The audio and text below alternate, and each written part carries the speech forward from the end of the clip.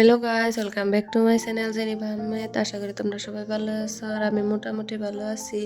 এই যে দেখেন, ঘরে আলু বুঝাই করে ছড়াই রাখছে, যেহেতু ক্ষেতের আলু এই জন্য ঘরে আইনে থে দিছে। এনে আলু তো আর হুকা দেন যাবো না, এই জন্য ঘরে আইনে ডাইলে থইছে। কইলাম ভাবলাম যে যেহেতু রোজায় বললো এই জন্য আলু চালু সবই হয়ে রয়েছে, ঘরটা নষ্ট হয়ে রয়েছে। তো ভাবলাম যে আলু চালু সব উঠাইয়া ঘরটা ভালো করে ঝাড়ু দিয়ে নিফে দিয়ে আজকে। তো এই যে ঘরটা ভালো করে ঝাড়ু টাড়ু দিয়ে পানি সব ছিটাই মিটাই দিয়ে রে, তার মধ্যে এই যে ডিশে করে নিয়ে এলাম কেদা দিয়ে আমি ভালো করে অনকা ঘরটা নিফে নেবো। একটা কথা সবাই বিশ্বাস করো না, যে শরীরে আমরা শরীরে তার মানে বাপের বাড়িতে থাকলে কোনো কাম কাজ করি না, খালি ঘুরি আর খাই আর লেখাপড়ার দিকে ফোকাস করি। তো এনে কাম সামাঙ্গ করা হয় না, যেহেতু মানুষের বাড়িতে আইলে তো এনে কাম সাম করে এখান রাখবো।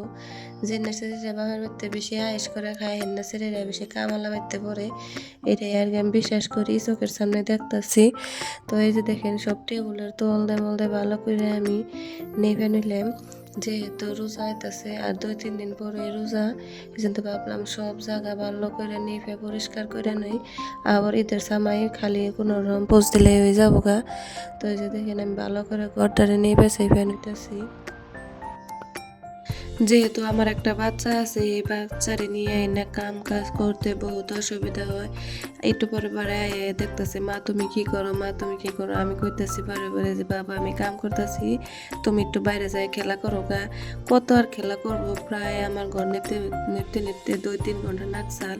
আর এত হুক না ঘর, এই হুক না ঘরের মধ্যে 4-5 বালতি পানি নাকছে। পানি আনতে আনতে একবারে কর্মহার হয়ে গেছে গা।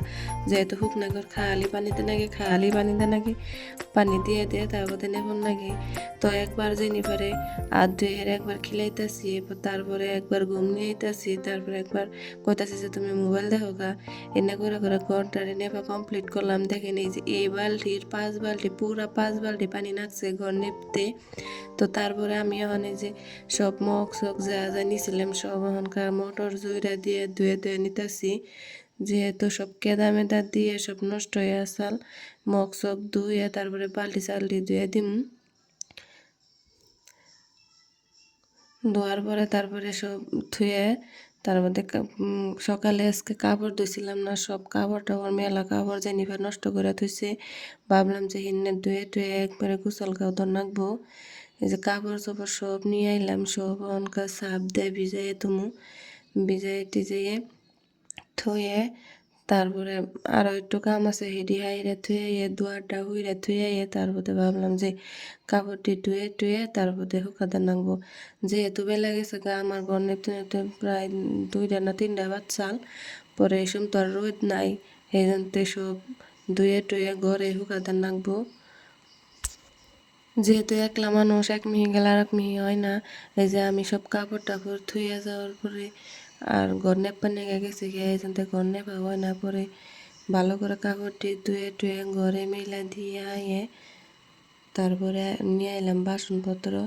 যেহেতু সকালে সব কাম কাজ তার মানে খালি খাইছি পারছি, আর এনে ধুই নেই। পরে ধুয়ে টুয়ে নুয়ে ভালো করে দেখেন কুকারে আমরা আইসালে ভাত রান্ধি, এই জন্য কুকারের তলেও কালির পরে একবারে বোঝা গেছে। পরে এনে ভালো করে ঘষে ঘষে ধুয়ে দিলাম। পরে কড়াই আসাল, হিটা ভালো করে ঘষে ঘষে ধুয়ে দিলাম। থালি বাসন সব আসাল, এনে ধুইছিলাম না একটাও। তো পরে ভালো করে ধুয়ে টুয়ে করার পরে গোসল গাও ধুয়ে একবারে রাইতে দেওয়া হইতেছে। দেখুন পাতাকপি তরকারি মাঝে রান্তেছি। ভিডিওটা ভালো লাগলে লাইক কমেন্ট শেয়ার